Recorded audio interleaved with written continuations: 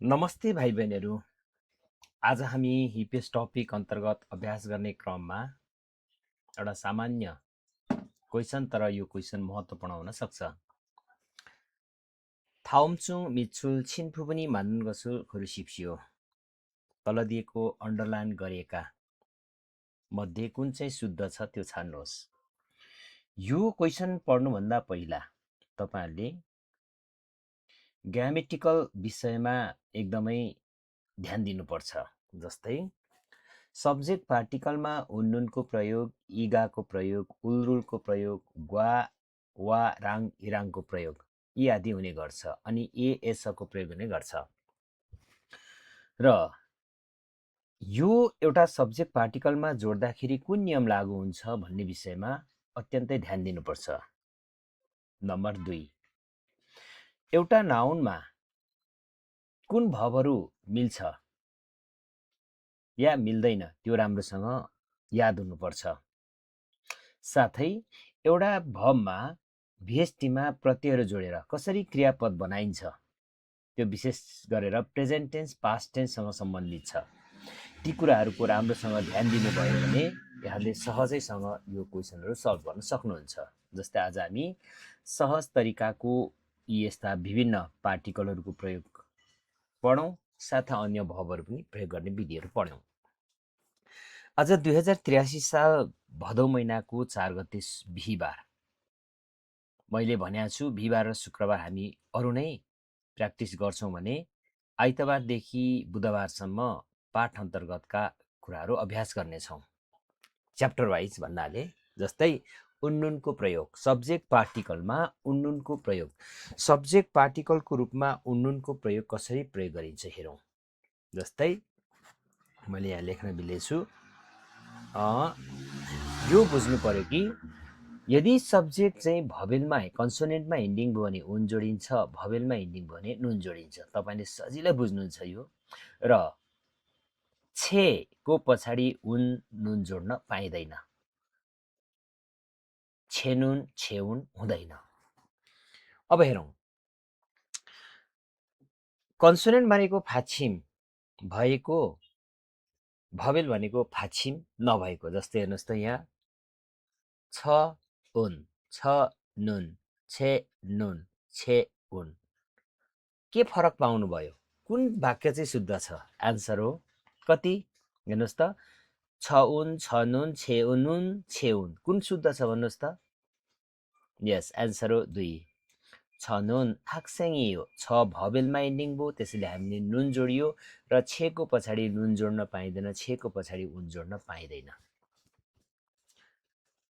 यो के हो त भन्दाखेरि उन र नुनको प्रयोग गर्ने तरिका 2। हाङ्गु अ उन, ख्वाइल नुन, छेगुन, थोन नुन। राम्रो हेर्ने कुन छ ठिक, कुन ठिक छैन। यस, आन्सर हो कुन 3, छेगुन इसाय। किताब चाहिँ छ।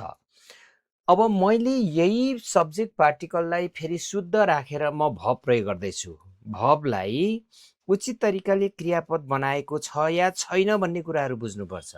जस्तै उनको र नुनको प्रयोग यहाँले बुझ्नुभयो। राम्रोसँग सुन्नु होला, इम्पोर्टेन्ट क्वेसन छ।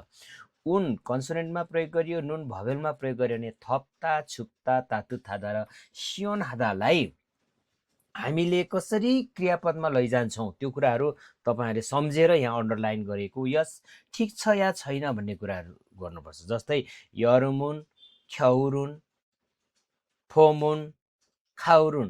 यहाँ हेर्नुहोस् त, सबैमा फाछीमाए हामीले उन जोड्यौँ। अब हेरौँ, थबय हुन्छ, छुवय हुन्छ, तातु थायो हुन्छ, सियोन हयो हुन्छ। कुन चाहिँ हुन्छ भन्नुहोस् त? यस, आन्सर हो 2, ख्यौरुन छुप्ता छुवयो। ब फाछिम अनियमित क्रिया, त्यसैले आन्सर हो 2। त्यसपछि क्वेसन नम्बर 4 मा जाउँ। उन्नुन माथि प्रयोग गरियो चोत्था। चोत्थालाई हामी क्रियापदमा लैजाउँ। चोत्थाको प्रेजेन्ट टेन्स अथवा पास्ट टेन्स के हुन्छ अथवा फ्युचर टेन्स के हुन्छ त्यो तीनटै कुराहरू याद गर्नु। नाल्सिनुन नाल्सिनुन नाल्सिनुन नाल्सिनुन मौसम चाहिँ छोअयो छोआयो छोवायो छोएयो कुन चाहिँ हुन्छ भन्नुस् त यस एन्सर हो 2 छोवायो मौसम राम्रो छ 5 उन्नुन उन्नुन अनि गा इदा इदा छनुन म चाहिँ छनुन मन चाहिँ छेगा भनेको मैले चाहिँ म अथवा मैले चाहिँ साराम इदा भब इएयो हुन्छ इएयो हुन्छ इअयो हुन्छ इएयो हुन्छ कुन चाहिँ शुद्ध छ भन्नुस् त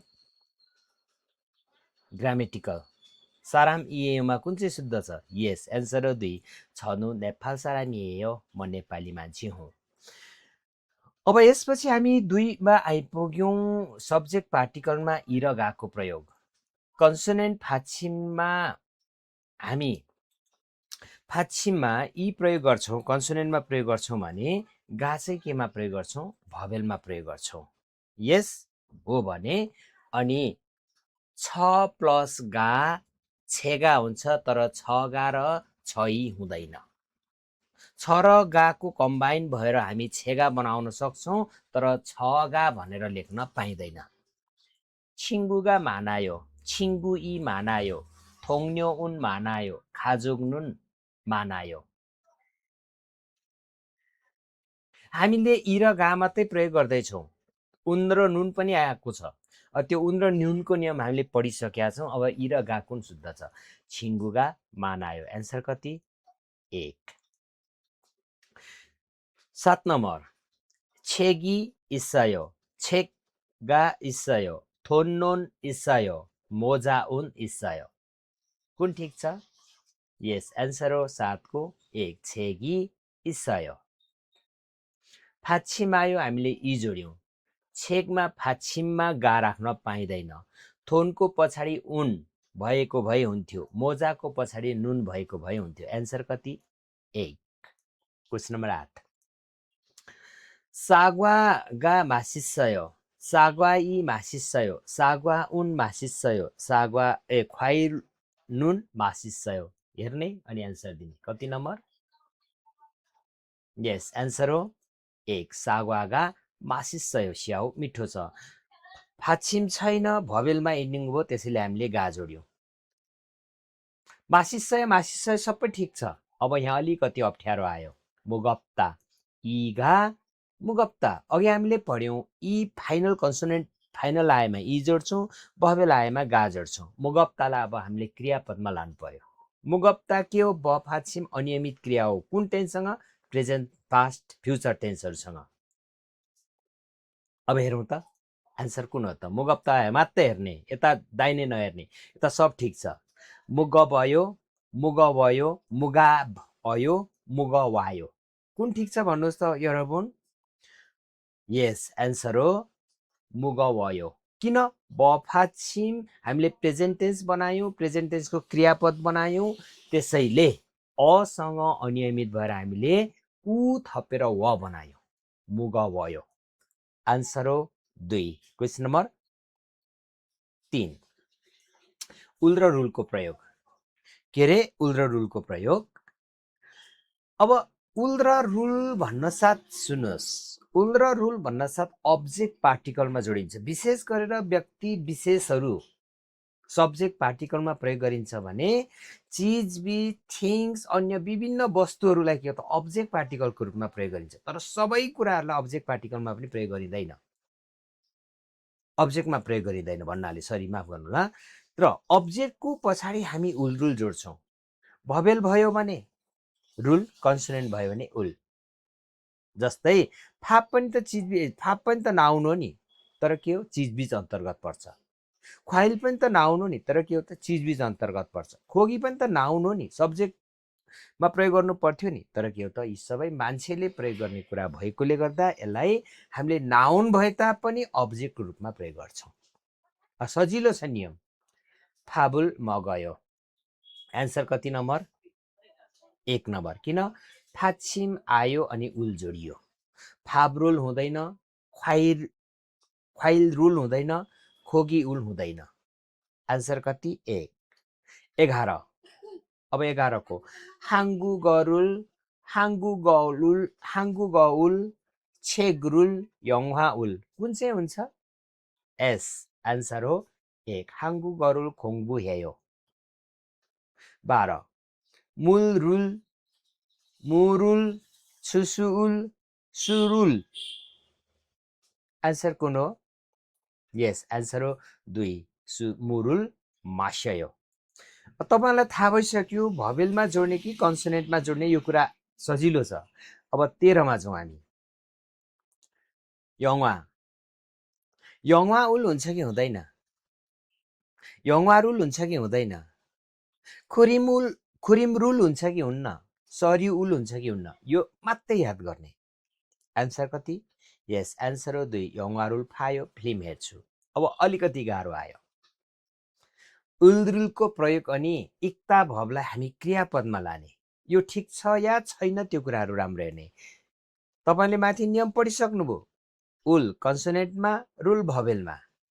इक्ताको प्रेजेन्ट टेन्स अथवा पास्ट टेन्स के हुन्छ भन्ने कुरोहरू राम्रोसँग ध्यान दिने, अथवा फ्युचर टेन्समा कुन कसरी जोडिन्छ भन्ने ध्यान दिने। जस्तै हामी यहाँ मैले अन्डरलाइन गर्न बिर्सेछु, यसलाई अन्डरलाइन पनि दिउँ। ओके, इल्गायो हुन्छ र? थाहा भएन है मलाई अहिले। इल्गयो हुन्छ र?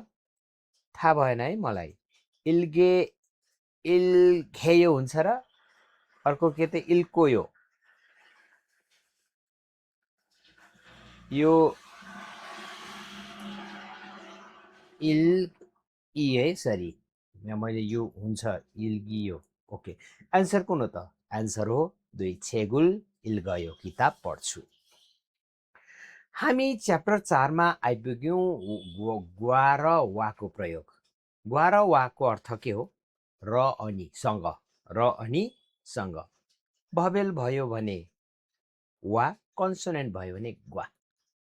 अब हेरौँ न, वा र ग्वाको मैले भइसकेँ। फाछिमा आयो भने ग्वा, फाछिमा आएन भने वा। यसले दिने अर्थ र अनि सँग। छिङ्गुवा, छिङ्गुगा, नुनाग्वा, थोङसेङ्गवा कुन ठिक छ भन्नुहोस् त? हेर्नुहोस् एकछिन।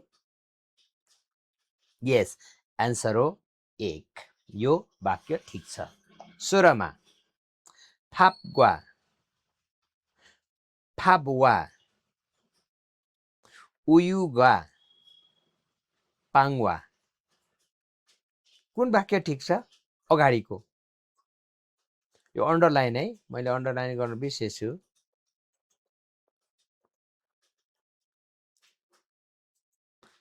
त्यसैले आन्सर कुन हो त? आन्सर फापग्वा। फाप भनेको भासँग, किन भन्दा फाछिम आएको छ। आन्सर कति नम्बर अरे? Answer 1 number, 16। 17 अब यहाँ सन्सेङनिमग्वा, सन्सेङनिमवा, अमनिग्वा, थोङसेङवा। आन्सर कति नम्बर? 1 सन्सेङनिमग्वा, सरसँग कुरा गर्छु। अब यहाँ अलिकति अप्ठ्यारो आयो। वा र ग्वाको नियम हामीले पढ्यौँ। वा र ग्वाको अर्थ हो र अनि सँग। यसले दिने अर्थ त्यो हो भने वा भवेलमा, ग्वा कन्सोनेन्टमा हो भने सादालाई अब हामीले कसरी क्रियापद बनाउँदैछौँ? सस्सयो, सास्सयो, सास्सयो, साअस्सयो कुन हुन्छ भन्नुहोस् त? यस, आन्सर हो 2 सास्सयो, किने यो ठिक छ।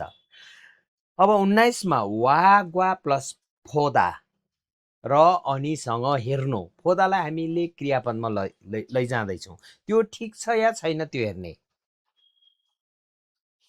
फोअस्सयो, फास्सयो, फोस्अयो, फुअस्सयो। आन्सर कुन हो? थोङसेङग्वा यङवारुल फास्सयो, भाइसँग फिल्म हेरे। आन्सर हो कति? 2। हामी विषय 5 मा आइपुग्यौँ। राङ इराङ। राङ भवेल इन्डिङमा जोडिन्छ, इराङ केमा?